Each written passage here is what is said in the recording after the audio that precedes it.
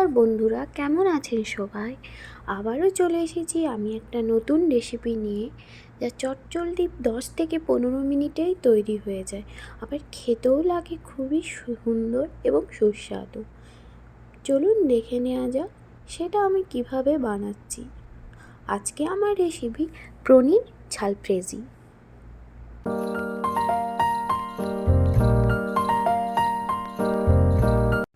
পনির ঝালফিজি বানাবার জন্য আমি এখানে 250 গ্রাম ফ্রেশ পনির নিয়ে নিয়েছি। পনিরগুলোটাকে আমি মোটা লম্বা আকারে কেটে নেব। তার জন্য আমি মাছ থেকে একটা পিস কেটে নিয়েছি। দেখুন আমার পনিরটা কতটা আমি মোটা রেখেছি, সাইড থেকেও যতটা মোটা রেখেছি, আবার পাশ থেকেও ততটাই মোটা রেখেছি। এইভাবে আমি মাঝখান থেকে আরেকটা করে কাট দিয়ে দিচ্ছি। দেখুন এইভাবে আমি পুরো পনিরটাকে কেটে নেব মোটা মোটা লম্বা লম্বা করে। এইভাবে ঝাল ফ্রেজি বানাবার জন্য আমি পনিরটা কেটে নিচ্ছি। পনির ঝাল ফ্রেজি বানাবার জন্য সমস্ত কিছু সবজি যাই দেবেন বা পনির সবই কিন্তু মোটাভাবে কেটে নিতে হবে।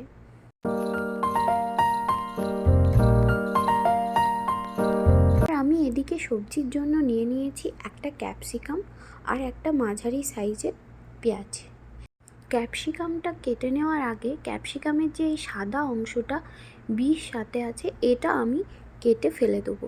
এটা আমি পনির ঝাল ভেজিতে ইউজ করব না। দেখুন আমি পেঁয়াজটাকে মোটাভাবে কেটে নিয়েছি, এইভাবে মোটা রেখেছি, পুরো পেঁয়াজটা মোটা মোটাভাবে কেটে নিয়েছি। আর এদিকে ক্যাপসিকামটাও আমি মোটাভাবে কেটে নিয়েছি। দেখুন মাঝের অংশটা আর বীজটা আমি ফেলে দিয়েছি। ক্যাপসিকামটা এতটা মোটাভাবে কেটে নিয়েছি। টমেটোও আমি একটা নিয়েছি মাঝারি সাইজের। টমেটোর ভেতরের বীজটা আমি ফেলে দিয়েছি আর এইভাবে মোটাভাবেই কেটে নিয়েছি। এখানে আমি 4টে কাঁচা লঙ্কা মাঝখান থেকে মোটা করে কেটে নিয়েছি। আদা কুচি নিয়েছি আর রসুন কুচি। আদাটা আর রসুনটা আমি গ্রেট করে নিয়েছি। এবার একটা প্যান নিয়ে নিয়েছি, তাতে হাফ চামচের মতন বাটার দিয়ে দিয়েছি এবং বাটারটি দেওয়ার পর গরম হয়ে যাওয়ার পর এতে আমি পনিরগুলো ভালোভাবে ভেজে নেব।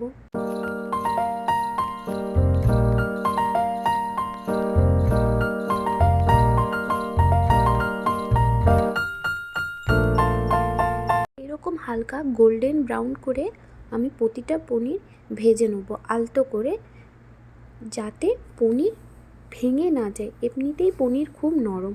ভাজা হয়ে যাওয়ার পর আমি একটি পাত্রে এগুলি তুলে রাখবো। আবারও ওই প্যানে আমি হাফ চামচের মতন বাটার দিয়ে দেবো। এই পুরো রেসিপিটা আমার বাটারেই তৈরি হবে, কোনো তেলের ইউজ আমি এখানে করছি না। এবং বাটারটি গলে যাওয়ার পর তাতে দিয়েছি 1 চামচের মতন গোটা জিরে আর একটা শুকনো লঙ্কা, আর কাঁচা লঙ্কাগুলো এর মধ্যে দিয়ে দিয়েছি। হালকা ভেজে নেবো নেড়ে, খুব একটা আমি কাঁচা লঙ্কাটা ভাজবো না।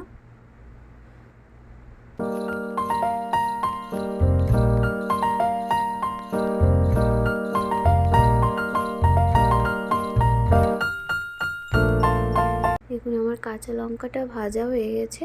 এবার আমি দিয়ে দিচ্ছি আদা কুচি আর রসুন কুচি।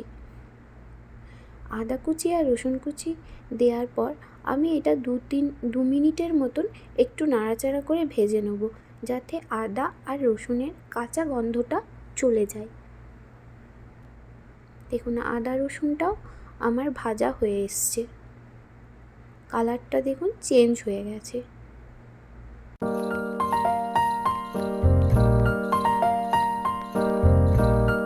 এই অবস্থায় আমি কেটে রাখা ক্যাপসিকামগুলো দিয়ে দিচ্ছি। ক্যাপসিকামটা দেওয়ার পর আমি আবারও 2 থেকে 3 মিনিট নাড়াচাড়া করে ভালোভাবে ভেজে নেব, যাতে ক্যাপসিকামের কাঁচা স্মেলটা চলে যায়।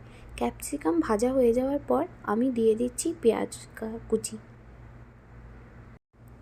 এই রেসিপিটা বানাতে 10 থেকে 15 মিনিট সময় লাগে, এর থেকে বেশি লাগে না।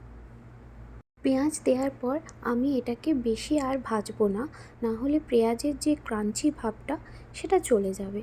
এটাতে পেঁয়াজ ক্যাপসিকাম দুটোই যেন একটু ক্রাঞ্চি ক্রাঞ্চি ভাব থাকে সমস্ত সবজি, এই অবস্থায় দেখুন আমি দিয়ে দিচ্ছি 1 চামচের মতন চিলি ফ্লেক্স। সম্পূর্ণ অপশনাল, আপনারা চাইলেও দিতে পারেন না বা নাও দিতে পারেন। যদি ছোট বাচ্চারা খায় তাহলে দেবেন না। এতে যে সমস্ত সবজি অ্যাড করবেন আপনারা সেগুলো কিন্তু বেশি ভাজবেন না, 2-3 মিনিট করেই দেখুন ভেজে নিচ্ছি আমি। দেখুন ভাজা হয়ে গেছে। এরপরে দিয়ে দিচ্ছি 1/2 চামচের মতন জিরে ধনে গুঁড়ো, 1/4 চামচ হলুদ গুঁড়ো, হলুদটা একদমই কম। আর দিয়ে দিচ্ছি 1/4 চামচ কাশ্মীরি লঙ্কার গুঁড়ো। এই কাশ্মীরি লঙ্কার গুঁড়ো ইউজ করলে কালারটা খুব সুন্দর দেখতে হয়। আর দিয়ে দিচ্ছি স্বাদ মতন নুন। নুন আর ঝালের পরিমাণটা আপনারা আপনাদের ইচ্ছে মতন দেবেন। এবারে আমি আবারও এটাকে ভালো করে 2 মিনিটের মতন একটু নাড়াচাড়া করে ভেজে নিয়েছি। এবার যে দেখুন আমার কালারটা চেঞ্জ হয়ে গেছে, আমার ভাজা হয়েই এসছে। এই অবস্থায় আমি দিয়ে দিচ্ছি লম্বা লম্বা করে কেটে রাখা টমেটো। টমেটোটা আমি সবার লাস্টে ইউজ করছি, কারণ টমেটো দিলে তাড়াতাড়ি টমেটোটা গলে যায়। টমেটো দেওয়ার পর আমি কিন্তু বেশিক্ষণ ভেজে নেব না, 1 মিনিটের মতন একটু নাড়াচাড়া করে ভেজে নেব। দেখুন আমার ভাজা হয়ে এসছে। এই অবস্থায় আমি দিয়ে দিচ্ছি ভেজে রাখা পনিরগুলো। পনির দেওয়ার পর আমি কিন্তু এটাকে বেশি নাড়াচাড়া করব না, আপনারা আলতোভাবে এটাকে নাড়াচাড়া করে পনিরের সাথে মিশিয়ে নেবেন, কারণ পনির বেশি নাড়াচাড়া করলে ভেঙে যায়। এমনিতেই পনির খুব নরম।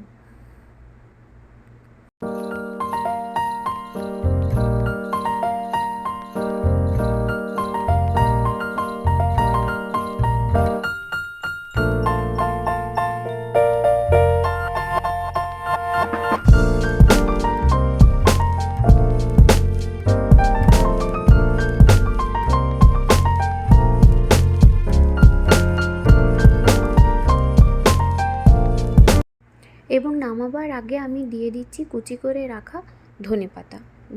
ধনেপাতা দেওয়ার পর আমি বেশি নাড়াচাড়া করব না, আর একবার ভালো করে নাড়াচাড়া করে নেব।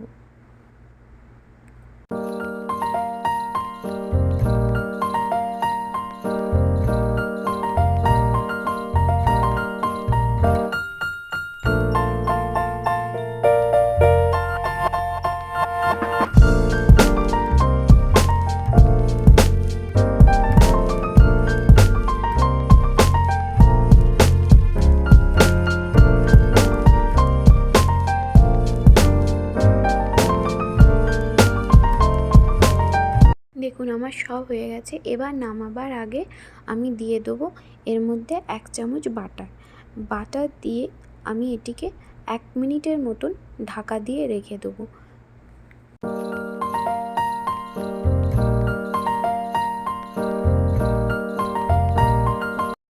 1 মিনিট হয়ে যাওয়ার পর দেখুন আমি খুলে দেখছি পুরো বাটার আমার মেল্ট হয়ে গেছে এবং খুব সুন্দর একটা স্মেল বেরোচ্ছে।